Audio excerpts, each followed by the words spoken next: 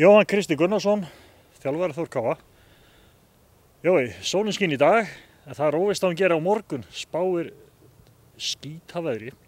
Þá tökum við á móti Fylki í síðasta heimaleik sumarsins. Hvernig leggst þetta verkefni í ykkur?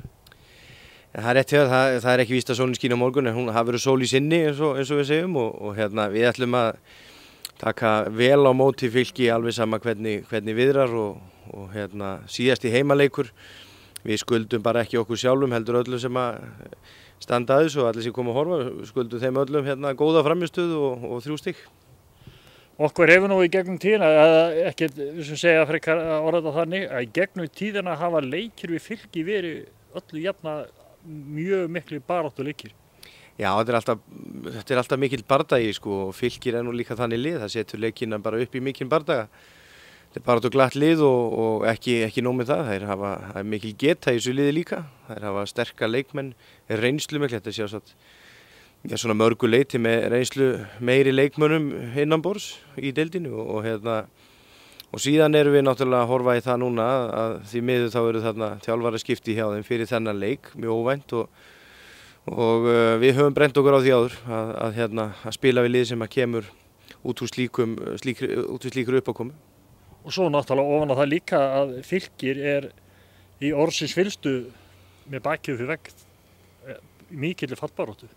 Já, þær eru í fallbaráttu þarna og með nokkrum liðum sem að gera nú mótið spennandi í báða enda. Þær koma hingað algjörlega brjálaðar í að ná sér í stig því að þær þurfa virkilega á því að halda fyrir loka leikinn og það verður þannig að við þurfum að eiga alveg topp frammistöðu til þess að taka 3 stigin.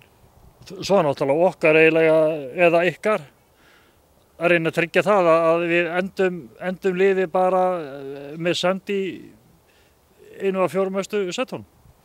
Já, við viljum halda standard og halda því sem við höfum verið að gera og vera meðal þessara topp 4 sem við teljum okkur geta verið á hverju einasta ári. Við höfum verið það núna mörg síðastliðin ár og þurfum að hanga í það. En eru tölfræðilegir möguleikar á 3. sætinu og meðan það er hægt að horfa upp á við og horfa í það að maður geti bætt og geti komist ofar. Að þá berjumst við fyrir hverjum 3 stigum sem er í boði hverju sinni til þess að komast þangað. Og það er einmitt það sem á að gera á morgun? Það er bara ekkert annað í boði, nú erum við bara búin að undirbóka þannig að menn komi grænjandi í leikinn til að taka 3 punkta og setja þetta í okkar hendur fyrir lokaumferðina.